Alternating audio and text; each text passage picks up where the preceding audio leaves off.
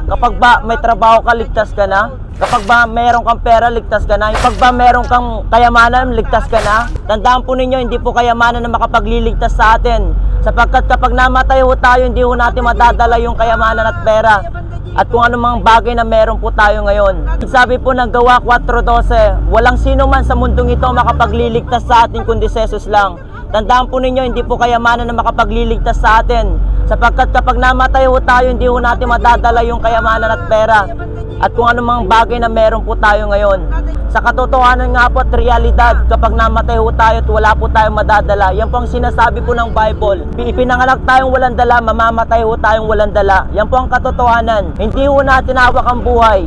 Kaya habang hindi pa uli ang lahat, buhay ka ngayon, binibigyan ka ng Diyos ng pagkakataon para ipagkatiwala mo ang buhay mo sa Kanya.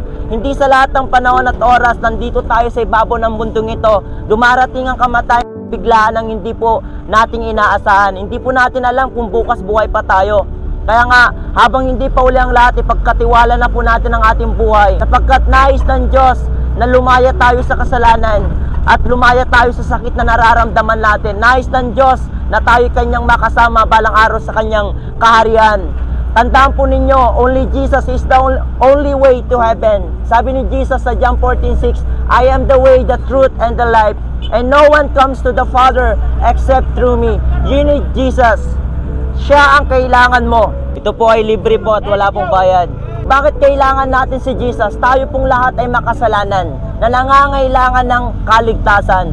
Alam niyo po, 2,000 years ago, the Son of God, Jesus Christ, He came to this world and He died on the cross of Calvary because of our sin. Dumating siya, sabi ng Marcos 10:45, para hanapin ang mga makasalanang tulad mo, tulad ko at tulad nating lahat, para akuin yung mga kasalanan natin na imbis na tayo yung maparusahan, na imbis na tayo yung mapako sa krus ng Kalbaryo, ang umako na ito dahil gusto niyang lumaya tayo, gusto niyang magkaroon tayo ng bagong pag-asa.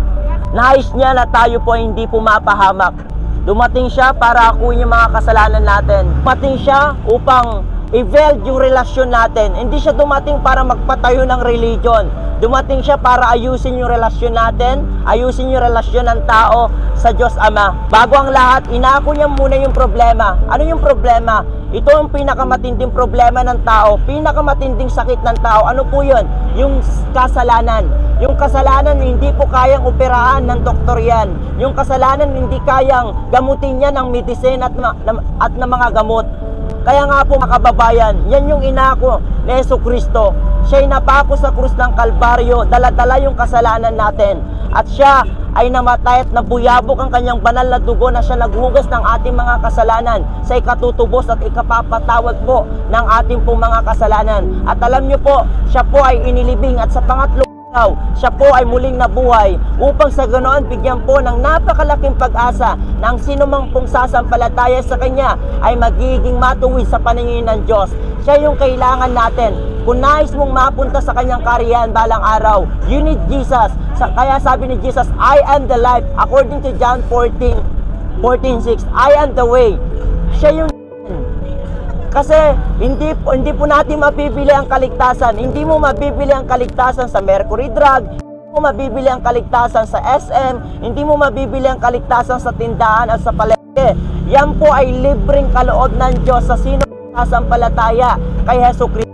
Hindi ko po pinamot dito ang religion. Hindi po religion ang papasok po sa langit. Pasok po doon ay yung pong mga taong sasampalataya at susunod kay Jesucristo. Yung guys mong hindi mapahamak ang kaluluwa mo. Kasi ang mindset po kasi ng tao, ang alam po natin, kapag namatay tayo, is tapos na ang buhay. Hindi po. Pag namatay po tayo, ang physical na katawan po natin mabubulok sa sementeryo, babalik po yan sa alikabok. Ang ating espiritu ay babalik sa Diyos at ang ating kaluluwa, mananatiling buhay po yan at haharap po yan sa hukuman ng Diyos na sinasabi po ng Hebreo 9:27. Minsan lamang mamamatay ang tao pagkatapos ay ang paghuhukom. Nakatakda na po yung kamatayan sa atin, pero mananatiling buhay ang ating kaluluwa. Nahaharap po yun sa hukuman ng Diyos. Ngayon ang tanong, ligtas na ba? O sigurado na bang ligtas ang ating kaluluwa? Nais mong hindi mapahamak ang iyong kaluluwa. Kung nais mong maligtas ang iyong kaluluwa, siguradong ligtas ang kaluluwa mo. Kailangan mo si Jesus. Tumugon ka sa panawagan ng Diyos. Ano? Una, magsisi ka. Sabi ng Acts 3:19, repent and return to God. Before it's too late, you must repent and return to God. Kasi pag di natin pagsisisihan ang kasalanan, mananatili ang galit at puot ng Diyos sa atin. Kasi pag aayaan natin at aalagaan natin ang kasalanan sa puso natin, alam niyo po, mapapahamak yung kaluluwa natin. Yan yung magtutulak sa atin para mapahamak yung kaluluwa natin. Remember, dumating si Satanas, sabi ng John 10:10, para manira at pumatay. Gustong-gusto ni Satanas na inaalagaan natin yung kasalanan. Maski yung maliit man yan o malaking kasalanan. Parehong kasalanan yan. Kailangan natin talikdan yan at pagsisiyan. Aminin natin sa Diyos na tayo makasalanan na nangangailangan ng kaligtasan. Before it's too late. Kasi pag inalagaan mo yan, kasi tignan nyo nag-i-enjoy tayo sa kasalanan. Enjoy now, suffer later. Ayaw ng Diyos na mag-enjoy tayo. Tuwang-tuwa si Satanas pag nag-i-enjoy tayo sa kasalanan, pero nalulungkot ng Diyos. Gusto ng Diyos na iwaksin na natin yan, iwan natin yan. Dahil walang po makakapunta sa karya ng Diyos na meron dungis. Maliit man yan. Ano sabi po ng Mateo 5:8? Mapalad ang may malinis na puso sapagkat makikita nila ang Diyos.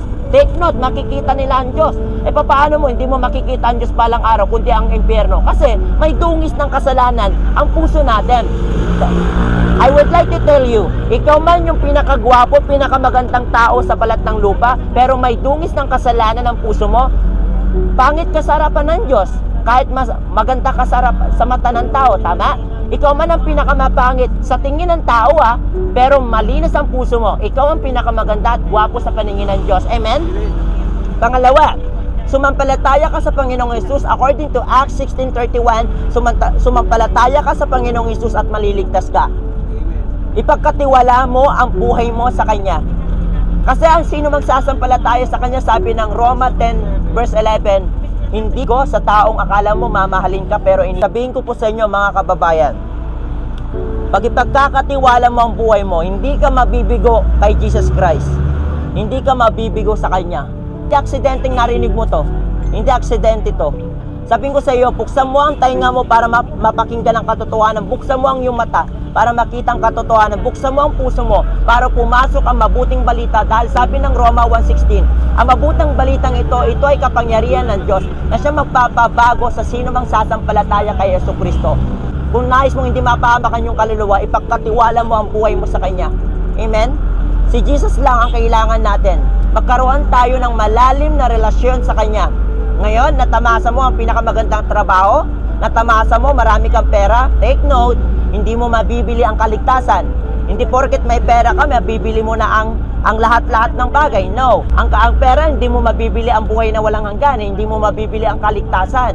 Ang kaligtasan, ito'y libreng kaloob ng Diyos sa sino mang sasampalataya kay Jesucristo. Ang kaligtasan, ito ay biyaya ng Diyos para magkaroon ng buhay na walang hanggan sa sino mang sasampalataya kay Jesucristo. Kailangan natin si Jesus Christ.